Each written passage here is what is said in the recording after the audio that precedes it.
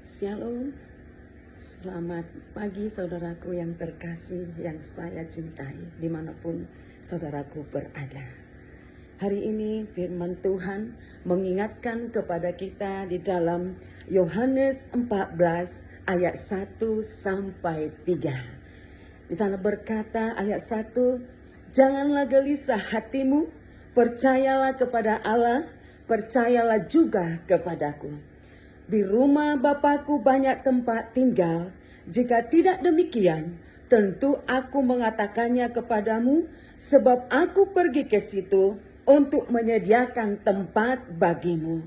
Dan apabila aku telah pergi ke situ dan telah menyediakan tempat bagimu, aku akan datang kembali dan membawa kamu ke tempatku, supaya di tempat di mana aku berada, kamu pun berada. Berikutnya firman ini adalah rumah Bapa. Di sini dikatakan janganlah gelisah hatimu, percayalah kepada Allah, percayalah juga kepadaku, artinya Tuhan Yesus Kristus. Di rumah Bapakku banyak tempat tinggal. Jika tidak demikian, aku mengatakannya kepadamu, sebab aku pergi ke situ untuk menyediakan tempat bagimu. Tuhan Yesus sudah pergi ke surga, di mana sesudah dia mati, pada hari ketiga dia bangkit, dan dia naik kembali ke surga untuk menyediakan tempat bagi saya dan bagi saudara-saudaraku. Makanya dikatakan di sini, dan apabila aku telah pergi ke situ dan telah menyediakan tempat bagimu, aku akan datang kembali dan membawa kamu ke tempatku, supaya di tempat di mana aku berada, kamu pun berada. Tuhan sungguh baik dan sangat baik bagi kita.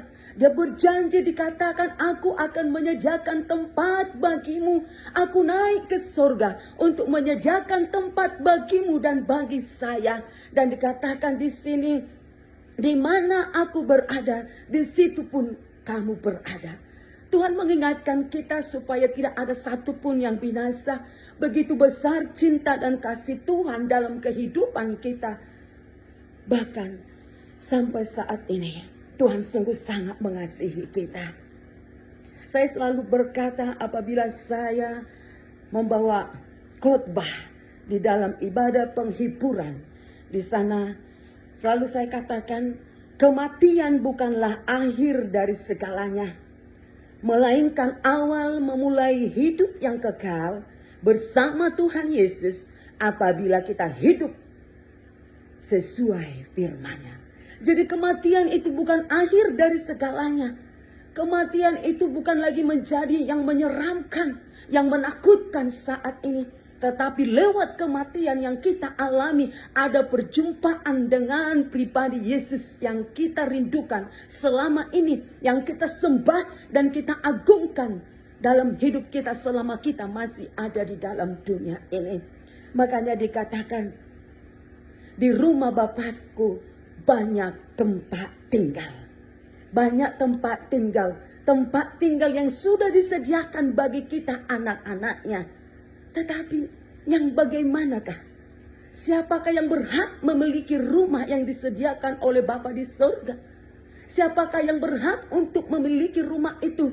Adalah orang-orang yang percaya dan hidup di dalam firman Tuhan, hidup di dalam kekudusan. Karena firman Tuhan berkata, tanpa kekudusan engkau tidak dapat melihat Allah. Oleh karena itu kita diajarkan bagaimana kita supaya hidup kita kudus, perkataan kita kudus, hati kita kudus, pikiran kita kudus, mata kita kudus. Maka kita akan melihat Allah. Oleh karena itu, Wahyu 14 ayat 13 berkata, dan aku mendengar suara dari sorga berkata, tuliskan, berbahagialah orang-orang mati yang mati dalam Tuhan sejak sekarang ini. Sungguh kata Roh, supaya mereka boleh beristirahat dari jerih lelah mereka, karena segala perbuatan mereka menyertai mereka. Ini yang dikatakan oleh Wahyu 14 ayat 13 ini. Di mana dikatakan, tuliskan, berbahagialah orang-orang yang mati di dalam Tuhan sejak sekarang ini. Yang berbahagia dikatakan siapa? Orang-orang yang mati di dalam Tuhan. Bukan orang-orang yang mati karena dia mencintai dunia ini, tetapi karena dia mencintai Bapa di sorga. Orang-orang yang mati di dalam Tuhan. Bukan karena orang mati karena berbunuh, orang mati karena mabuk, orang mati karena berzina.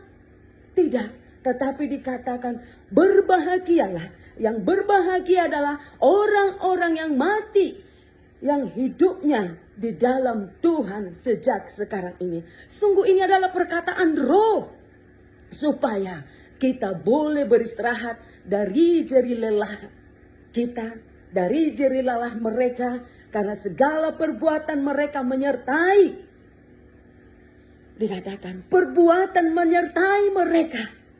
Jadi kalau kita hidup saat ini, mari perbuatan kita menjadi perbuatan yang kudus dan menyenangkan hati Tuhan. Tinggalkan segala perbuatan-perbuatan yang jahat, yang menyenangkan kedagingan kita, yang tidak membawa kepada kematian yang berbahagia.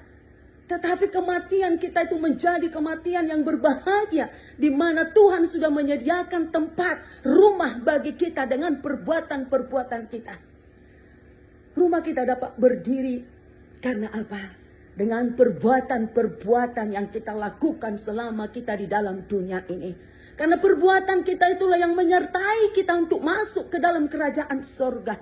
Kalau perbuatan kita sesuai kehendak Tuhan, menyenangkan hati Tuhan, maka itulah yang akan kita pertanggungjawabkan. Apa yang kita lakukan selama kita masih ada dalam dunia ini, itu yang kita pertanggungjawabkan di hadapan Tuhan.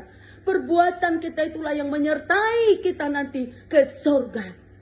Tapi kalau kau hidup di dalam dosa, hidup di dalam segala hal-hal yang tidak kudus dan tidak berkenan, perbuatanmu itu kemana? Pertanggungjawabkan perbuatanmu itu sekarang. Ke sorgakah engkau atau ke neraka? Mari saudaraku, dengan firman ini mengubah kita, mengubah segala perbuatan kita yang jahat menjadi hidup kudus di dalam Tuhan. Mungkin mulutmu yang berbicara kasar, menghina, memfitnah orang, menggosip, bertobat. Segala perbuatan yang menyakiti hati Tuhan, lupakan dan tanggalkan itu semuanya dari kehidupan kita. Mari kita menjadi hidup baru sesuai dengan firman Tuhan. Maka dikatakan Roma 14 ayat 8 berkata, sebab jika kita hidup untuk Tuhan. Dan jika kita mati untuk Tuhan. Jadi baik hidup atau mati, kita adalah milik Tuhan. Oleh karena itu dikatakan, jika kita hidup saat ini, baiklah hidup kita itu untuk Tuhan. Hidup kita itu bukan untuk dunia.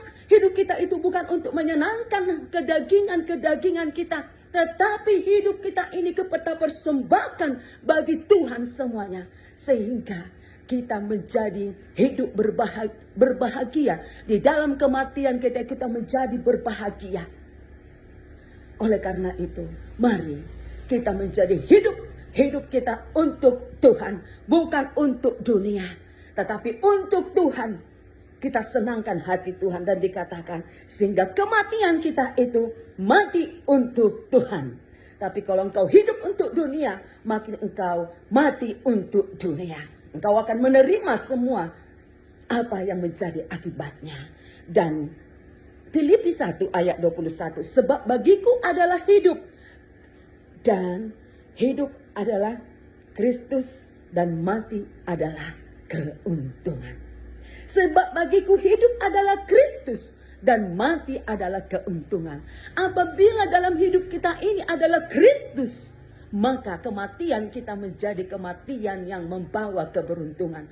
Tetapi kalau kita tidak hidup di dalam Kristus, maka kematian kita menjadi kematian yang merugikan kita selama-lamanya. Kehidupan yang kekal itu bukan menjadi bagian kita lagi. Tetapi kalau kita hidup di dalam Kristus, maka mati menjadi suatu keberuntungan bagi kita.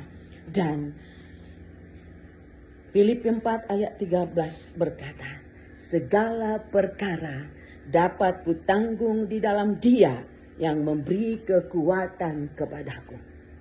Segala perkara apa yang kita hadapi, maka dikatakan dapat kutanggung di dalam Yesus Kristus. Perkara apa yang kau hadapi saat ini, serahkan semuanya kepada Tuhan. Karena Dia dapat menanggung, kita dapat tanggung itu di dalam Tuhan Yesus Kristus. Dan Dia memberi kekuatan kepadamu dan kepada saya.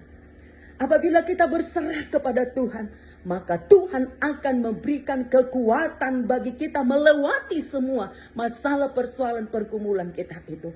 Melewati semua apa yang diizinkan Tuhan berikan ujian-ujian bagi kita. Saya sungguh sangat percaya kematianku, kematian saudara menjadi kematian yang membawa keberuntungan. Dikatakan di sini adalah jika kita hidup untuk Tuhan. Dan jika kita mati untuk Tuhan. Jadi baik hidup, baik mati, kita adalah menjadi milik Tuhan. Oleh karena itu, mari saudaraku, kita menjadi hidup di dalam Kristus. Sehingga kematian kita itu menjadi kematian yang mati adalah suatu keberuntungan. Menjadi keberuntungan bagi kita apabila kita hidup di dalam Kristus. Terima kasih saudaraku. Mari hidup yang singkat ini kita pergunakan hanya untuk menyenangkan dan memuliakan nama Tuhan Yesus Kristus. Tuhan Yesus memberkati. Shalom.